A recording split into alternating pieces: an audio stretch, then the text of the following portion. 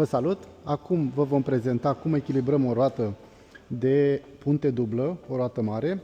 Vom avea nevoie de aceste două accesorii, con și flanșă. Acestea sunt opționale.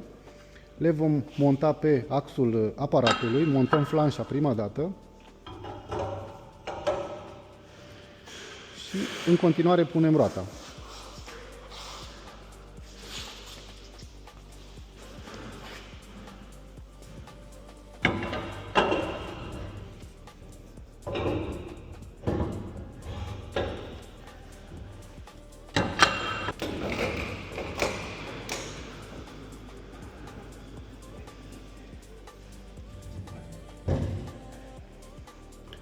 Din acest buton, Alu, vom schimba meniul, să trecem pe meniul de echilibrare tablă.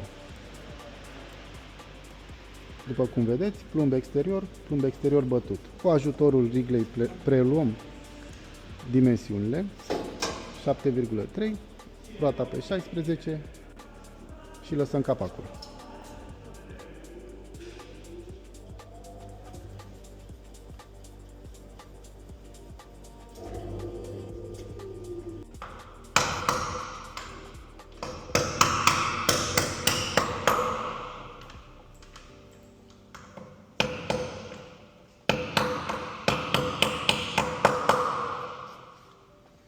Acum lăsăm capacul și verificăm.